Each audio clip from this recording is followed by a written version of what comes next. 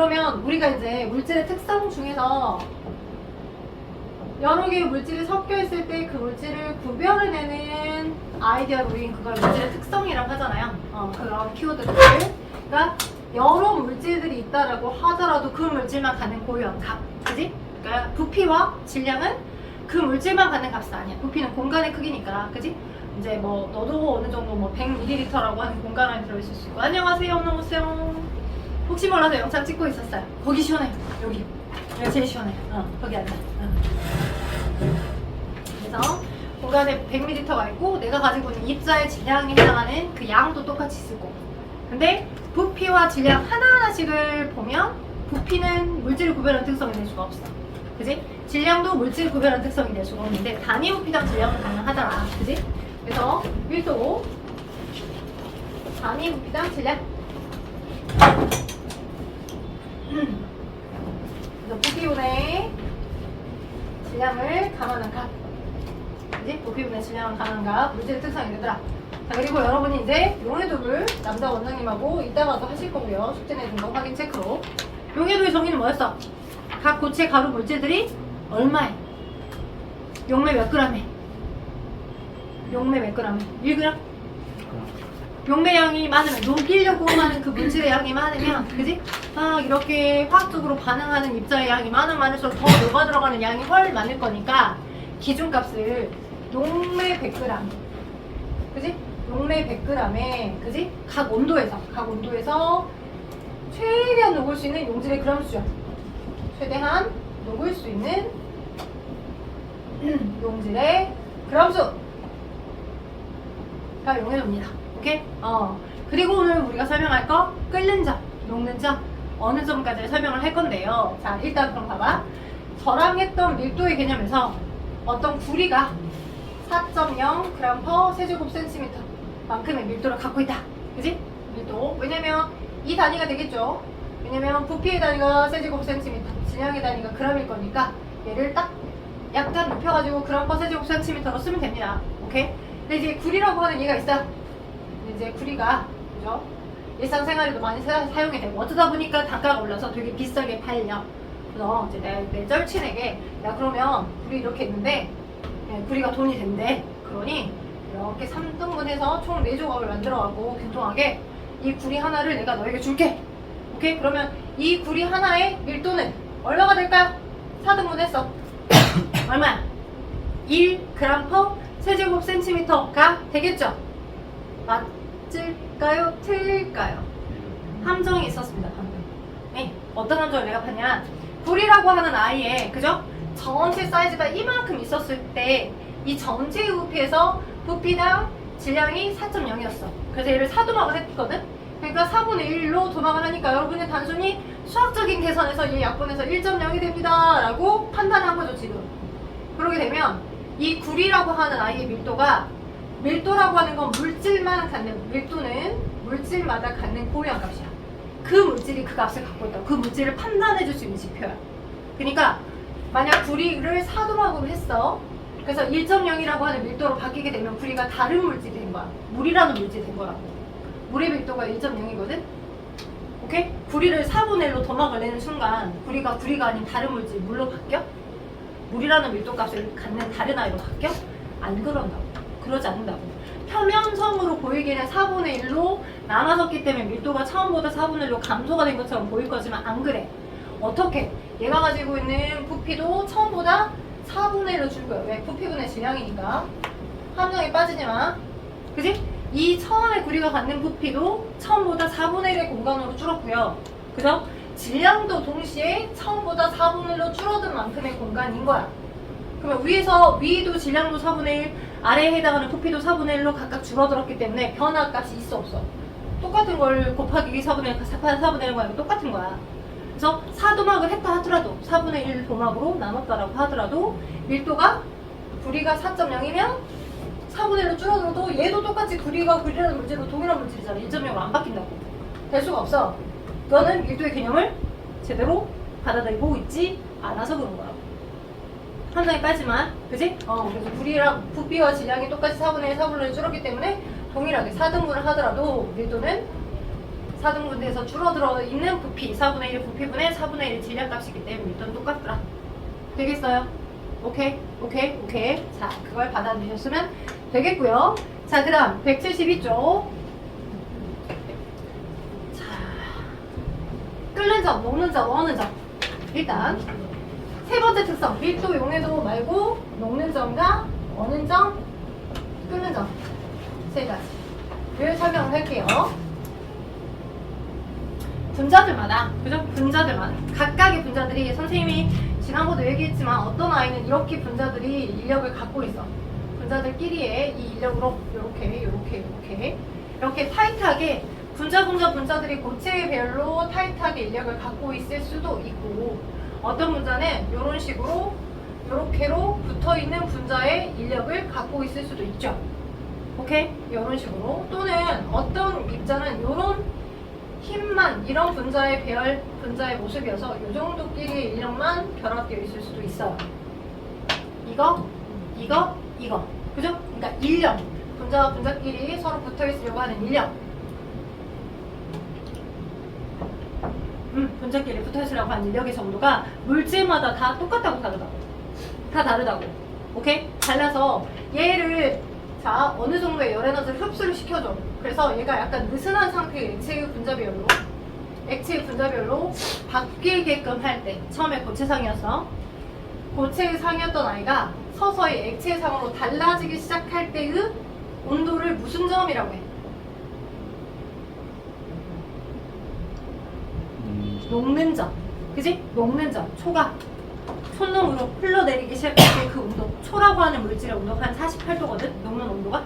그래서 고체라고 하는 상태가 액체로 상태 변화라고 얘기하면 용해였고, 용해되기 시작할 때 그 온도를 녹는 점이라고 하는데, 이 녹는 점이 모두 물질마다 다 똑같아?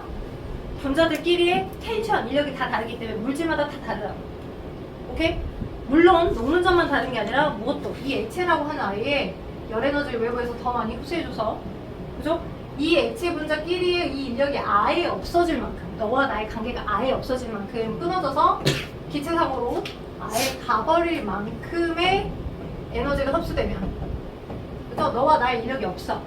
너는 기체야. 상태 변화 이름은 뭐였고, 액체가 기체로 상태 변화하는 거 상태 변화 이름이 뭐였고, 찾아봐. 딴 생각하지 말고. 액체가 기체로 되는 상태 변화의 이름이요. 중2 때 배웠었어요. 까먹었을 수도 있어요. 액체라는 아이가 기체로 달라집니다. 그럼 마지막 상태 이름을 따서 기화라고 합니다. 액체가 기체로 되기 시작할 때. 그치? 상태 변화 이름은 기화고요. 이때 온도가 어느 점일까요? 액체가 기체로 되는 걸 우리는 눈으로는 기포로 보이잖아. 액체였던 아이에서 기포가 막 생겨가고 뽀글뽀글 보이는 거지. 그래서 이걸 무슨 점이라고 해? 뽀글점, 끓는 점. 여러분 물 가열해줘서 막 뽀글뽀글 생기는 것처럼 끓는 점이라고 얘기해요. 끓는 점. 그래서 이 분자들끼리의 인력의 정도가 이미 고정값으로 고정되어 있기 때문에 물질들마다 자신의 고유한 녹는 점, 자신의 고유한 끓는 점을 가지고 있다는 거예요. 오케이? 그래서 물질의 특성이 돼. 녹는 점도 끓는 점도 물질의 특성이 된다고. 지금 근데 어는 점은 뭐예요? 고체였던 아이가 액체로 상이 달라지는 게 녹는 점, 액체였던 아이가 기체로 되기 시작할 때 온도가 끓는 점. 그럼 어느 점은 얘를 냉각을 시켜준 거지. 똑같은 물질 냉각을 시켜줘서 액체였던 아이를 고체로 딱딱하게 굽기 시작할 때 그 온도, 얘 열을 뺏어줘서, 그죠? 얘한테 열을 뺏어줘서 요즘 덥잖아요. 그래서 물 그 냉동 여러분은 어차피 아이스 그 정수기가 있을 거니까 그냥 알아서 나오겠지만, 그지? 근데 이제 우리 학원에 있는 냉장고는 좀 그렇게 비싼 냉장고 아니어서 우리가 수동으로 정수기 물을 이제 아이스 얼음팩에다가 해서 얼립니다.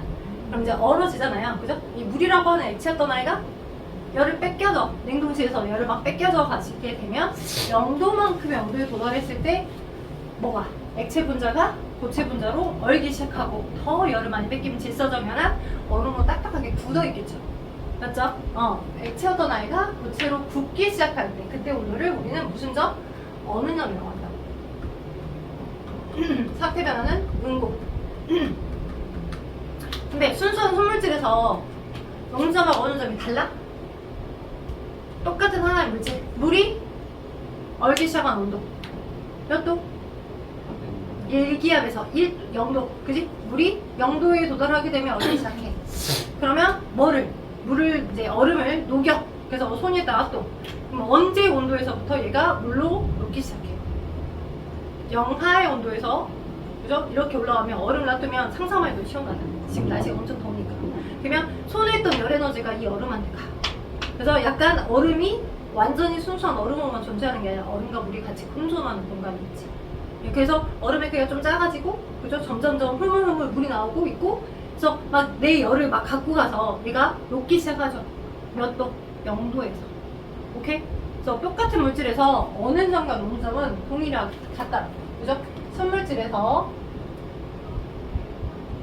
녹는 점과 녹는 점, 그래서 어느 점이 같습니다.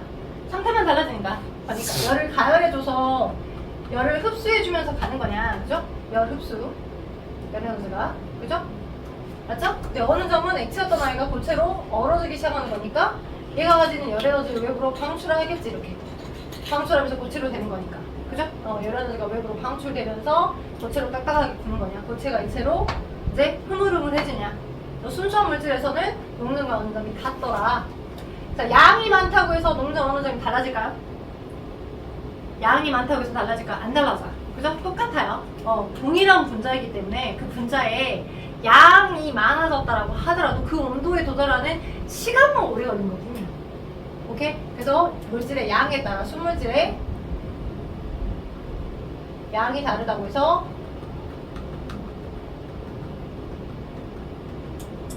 녹는 점이나 어느 점, 끓는 점이 달라지는 건 아니다.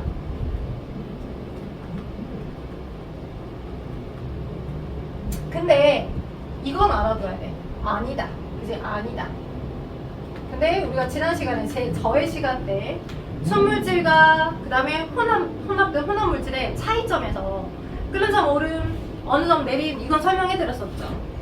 어느 점 내림 설명했죠. 물을 얼기 시작하게 하면 0도에서 물에 여러 물질이 막 섞여 있어. 그지?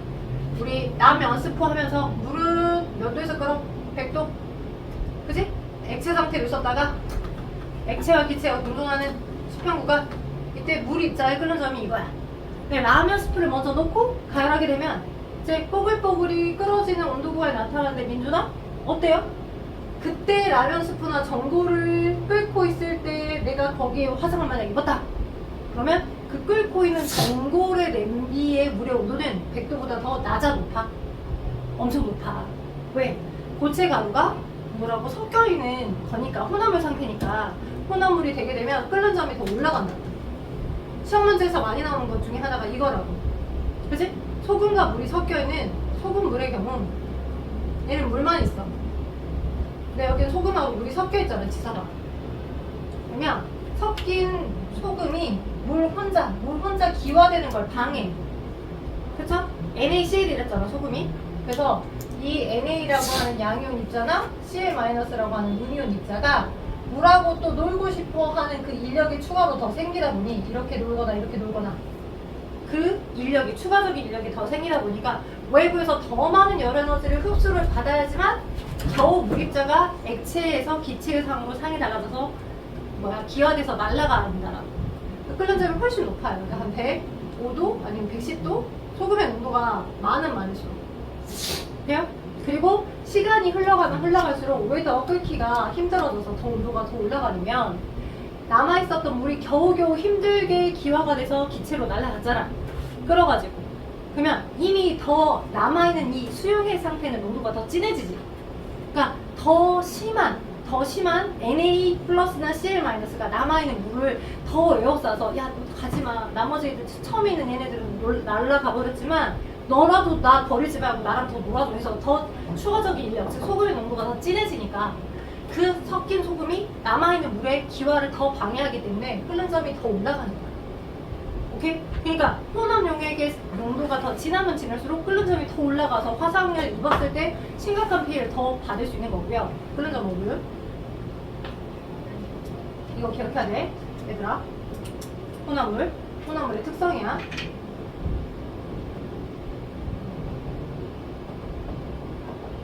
순물질은 안 그래. 그냥 수평 구간이야. 오케이? 액체와 기체가 공존하고 있고 기화되고 있는 거고. 됐지? 오케이? 근데 얘와 상대적으로 반대로 어느 점 내림이 안 나. 겨울에 강물은 언 적을 본 적 있을 거야.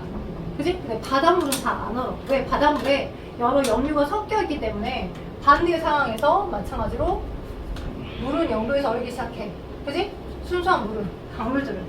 그지? 근데 섞인 소금이 물이 얼는 걸 방해하다 보니까 더 내려가는 거야. 더 잘 안 얼어. 오케이? 염류가 더 높고, 그죠? 농도가 더 진한 바닷물이면 일수록 더 어는 점이 낮아지는 거고, 이 어는 점 내림을 이용하여 순수 물보다 그 압박 그 자동차의 냉각수 있죠. 지금 같은 여름에는 냉각수에 혼합 용액을 더 넣어줄 필요는 없어요. 오케이? 근데 그 물에다가 혼합 용액을 더 만들어주면 줄수록 어는 점이 낮아져서 잘 얼지 않게끔 한다. 지난번에 설명하다가 선생님이 마음을 미셨을 거야. 엔진의 과열, 엔진이 너무 과해요. 밖에서 뭐 내기질은 복사열도 엄청 심하잖아. 근데 겨울은 그 과열, 왜냐면 난방기도 효과를 갖고 있기 때문에 걔 엔진에서 뿜어내는 과열을 좀 식혀줘야 돼. 냉각수 터빈에 냉각수 액체가 돌아가면서 그 과열을 식혀줘야 되는데 그 냉각수의 순수물만 존재할 경우에 뭐야? 0도가 되면 주변이 0도가 되면 다 얼잖아요. 부피를 늘리면서 물이 얼음으로 될 때 부피가 증가하면서 팽창하면서 얼잖아. 그치? 여러분 그 얼음 여러분 경험해본 적은 없겠지만 가끔씩 그죠? 여러분은 뭐 술하고 친하진 않으니까.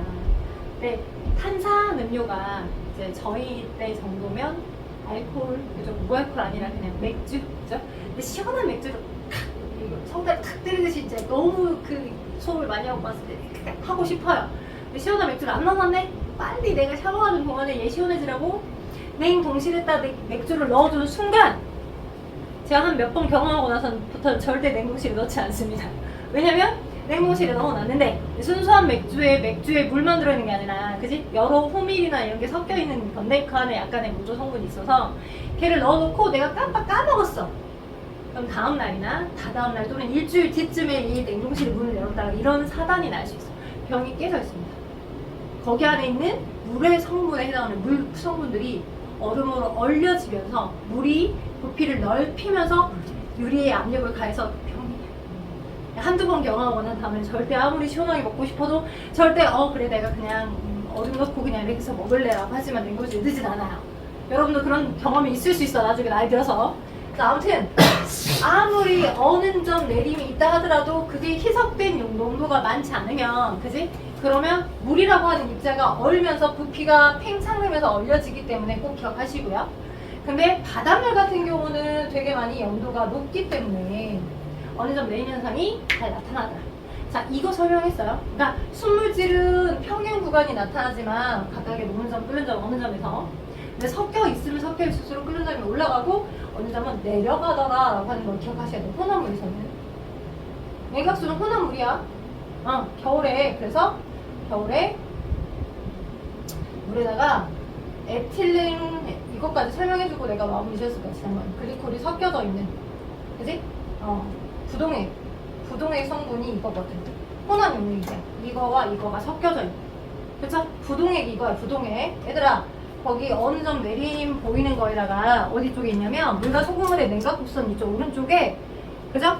오른쪽에 물과 소금물의 냉각 곡선 있고 거기 아래다가 생활의 예시. 자, 민준씨 저는 여기 하고 있어요. 여기. 자, 물과 소금물의 어느 점 내림 거기다가 부동액 적어주세요. 겨울철 부동액. 그죠? 겨울철 부동액이 어느 점 내림. 겨울철 부동액 어느 점 내림. 그래서 뭐라고? 에틸렌 글리콜이 섞여 있는 부동액.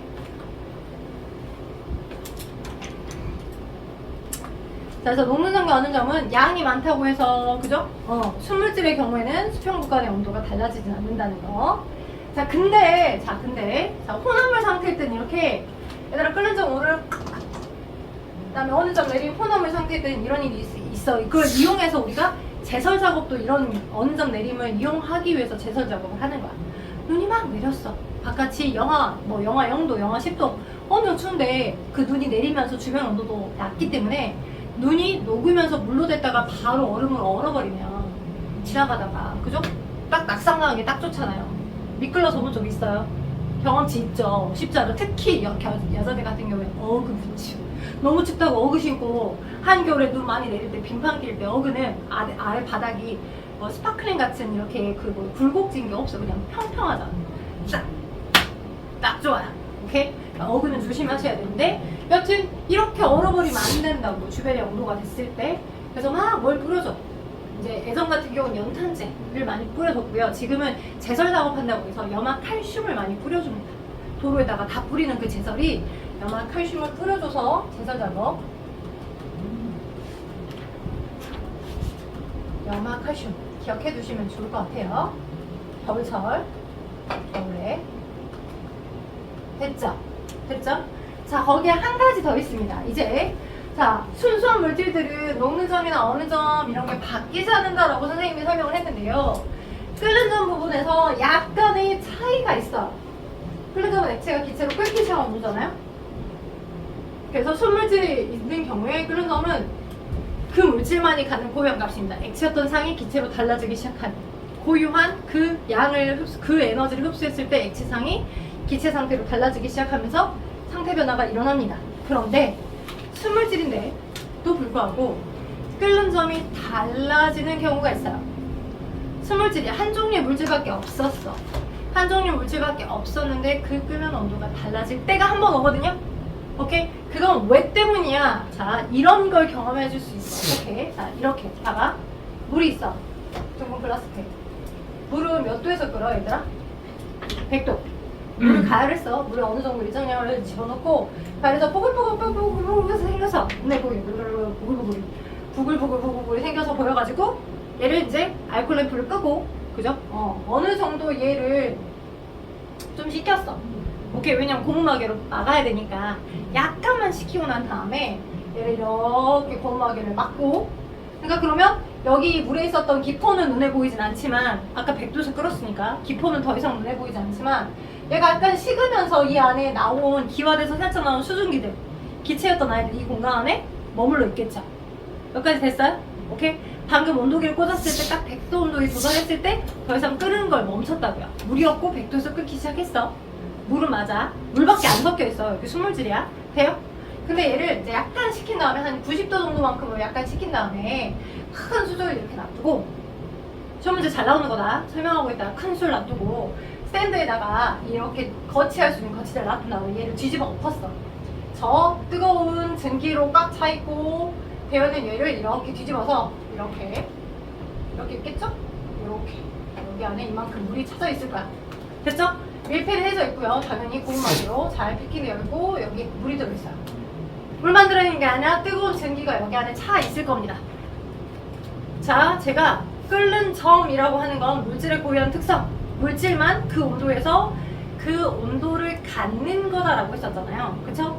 근데 아까 방금 100도에서 끓었고 온도계를 놓고 감지했을 때 한 90도 정도의 물의 온도가 됐을 때 얘를 고무마개로 막고 이렇게 뒤집어 놔둔 것 뿐이야. 그리고 나서 뭘 해주냐면 여기다가 큰 수저를 비어있는 큰 수저를 댔잖아요. 7번 봐봐. 여기다가 차가운 물을 냅다 부어줬어. 찬물을 살살살 부어줬어. 그럼 어떤 일이 생기냐면 어떤 일이 생길까요? 안 깨져요. 근데 확 부으면 깨질 수 있어요. 근데 다행히 90도 정도니까 그지? 찬물을 위에다가 살살살살 천천히 부어줬어요. 그죠? 유리가 깨지지 않을 만큼 부어줬어요. 그렇게 되면 어떤 일이 보이냐면 이 안에 있던 내부의 물에서 분명 알코올 램프로 얘를 가열해주고 있는 게 아닌데 끌어올려요. 다시 부글부글 끓는 현상이 나타납니다. 선생님, 끓는 점은 부글부글 이런 기포가 생길 때부터 우리가 끓는 점이라고 했잖아요. 이게 물이잖아요. 내가 아무리 마셔봐도 똑같이 점 찍어봐도 물이었었거든요. 100도에서 끓는 거 내가 봤거든요. 오케이? 그리고 단지 식혀줘서 90도 정도에서 밀폐만 해가지고 찬물만 부어줄 건데 끌어올랐어요. 네, 끓는 점의 특성입니다. 단 하나에 의해서 끓는 점이 순물질인데도 달라질 수도 있어요. 어떤 조건에서 달라졌냐면 결론부터 먼저 말씀드리자면 외부 압력에 따라 끓는 점이 달라져요. 순물질인데 외부 압력에 의해서. 즉 봐봐, 여기 안에 기체들이 차 있었어. 그럼 기체들이 충돌하면서 얘를 누르는 압력이 있겠지. 물을 누르는 압력이. 물 표면을 누르는 기체들의 압력이 있을 거야. 그 기체들이 서로 이 밀폐된 공간 안에 차면서 물 표면을 누르는 압력들이 있을 거라고. 근데 내가 차가운 물을 부어 넣어줬네? 그럼 여기 기체 분자가 있었죠? 찬물을 붓기 전에는 이 물과 위에 있는 기체들이 충돌하면서 물을 푸시해주는 힘의 평형 상태였어. 이 내부 기압하고 내부 기체들의 압력하고 여기에 차져있는 내부 기체들의 압력하고 이 안에 있는 물 표면을 누르는 그 압력이 서로 평형의 상태였었다고. 내가 찬물을 붓잖아. 그지? 그럼 어떤 일이 생겨? 여기 있던 뜨거웠던 증기들, 기체가 어떻게 될까? 열 뺏기지, 기체가. 열 뺏겨서 뭐로 될까? 기체였던 아이가? 수증기였던 아이가? 물로 돼. 오케이? 너네 그 여름철이나 아니면 찜질방 같은 데 가면 위에 여러분이 막 목욕을 했어. 목욕하고 있는데 때밀고 있는데, 목욕 다 안 가는 사람도 있겠지만 때밀고 있을 때 목욕탕 천장 보면 물방울이 막 맺혀 있잖아요? 내가 거기다가 물방울 이렇게 오오오 싼 게 아니거든. 근데 물방울 맺혀 있어. 왜? 여기 안에서 생기는, 욕탕 안에 생기는 그 뜨거웠던 수증기, 눈에 보이지 않는 기체들이 위로 올라가면서 주변에 열을 뺏겨서 수증기라는 기체가 물방울이 맺혀서 물방울로 존재하고 있는 거야. 내가 위에다 물을 쏴줘서 그런 게 아니라고. 그러면 봐봐, 찬물 부어줬잖아. 그럼 여기 안에 있던 수증기도 차가운 물에 의해서 열을 뺏겨서 어떻게 해서 물방울이 어서 여 안에 들어간다고. 물방울이 돼서. 그럼 여기는 거의 진공의 상태가 돼. 수증기였던 애가 다 물로 들어가니까. 즉 물 표면을 누르는 압력이 처음에 이만큼의 힘으로 푸시를 해줬다면 물 표면을 누르는 압력이 더 압력이 낮아진 거고요. 듣고 있어요? 물을 누르고 있는 압력이 되게 낮아진 거고, 그러다 보니까 이 내부에 조금씩 90도씨 온도에서 수증기, 그러니까 90도씨 정도에서 약간 자신의 기체의 분자별이 넓어지려고 했던 수증기 입자들이 누르는 힘이 약하니까, 물 표면을 누르는 기체의 압력이 낮으니까 터져서 나가서 보글보글로 끓는 현상으로 나타나는 거야.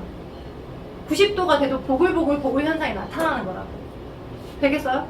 오케이? 그래서 외부 압력, 이 물 표면을 누르는 외부 기압에 따라서 유일하게 똑같은 수물질 물인데도 불구하고 끓는 점은 달라지더라.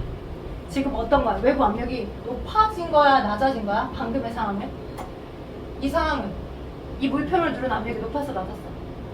낮았어. 그죠? 찬물을 부어주는 순간 여기 안에 있던 수증기가 뭐로 바뀐 거니까? 액체로 바뀌어서 이 안에 여기로 뿅뿅 들어간 거니까. 됐죠? 오케이? 그래서 외부 압력이 낮아진 거고, 낮아져서 지금 아까 여기 내부의 물의 온도가 아까 몇 도에서 내가 체킹했었어? 100도야? 90도야. 90도밖에 안 됐는데도 보글보글 현상이 나타났다. 90도씨에서 끓은 거야. 끓는 현상, 보글보글이 끓는 현상이 나타난다. 오케이? 외부 압력이 낮아지니 똑같은 수물질 물인데도 불구하고 90도밖에 안 되는 온도에서도 내부 압력을 이겨내고 보글보글이 나타난 거죠. 끓는 점이 낮아진 겁니다. 그죠? 반대로 외부 압력을 높여서 끓는 점을 높여주는 경우도 있어요. 물의 끓는 점을 높여주는 경우도 있어. 이걸 일상생활에서 쓰고 있어. 뭐 있을까? 여러분 밥 해봤어? 해봤어? 밥솥에다가? 밥솥이 그냥 일반적인 냄비밥하고 또 다르죠. 되게 뚜껑이 막 견고해. 막 이렇게 그냥 무한모드, 보안모드 막 있잖아요. 패킹하는 고무 패킹도 엄청 크고 이렇게 눌러주는 그 고무 패킹도 가끔 빼가지고 씻어주잖아. 그리고 무쇠 압력 밥솥처럼 그렇게 되어 있잖아. 원래 압력 밥솥이라고 하는 그 가스레인지에다 사용해준 그 밥솥의 원리를 전기 밥솥화 시킨 거야. 그래서 어떻게 된 거냐면, 이렇게 쌀 있고, 쌀 여기까지만 설명할게. 물이 있어. 그리고 엄청나게 이 물을 살짝 100도만큼의 온도가 가열했을 때 어렵지만 수증기가 여기 안에 차. 약간 뽀글뽀글이라고 하는 그 압력을 이겨낼 거고, 약간이라도 기체가 차서 여기 안에 차면 그 남아있는 수증기가 바깥으로 못 나가게끔 최대한 막는 거야. 엄청난 고무 파킹으로.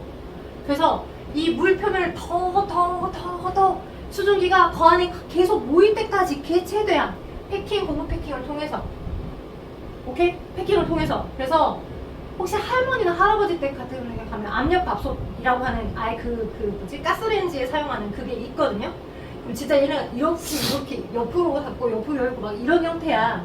엄청난 봉 패킹으로. 그래서 압력밥솥 때 가열하게 되면 쌀하고 물이 이렇게 있을 경우에 얘가 지금 계속 열 에너지가 흡수되게 해줘. 물이 안 끓거든.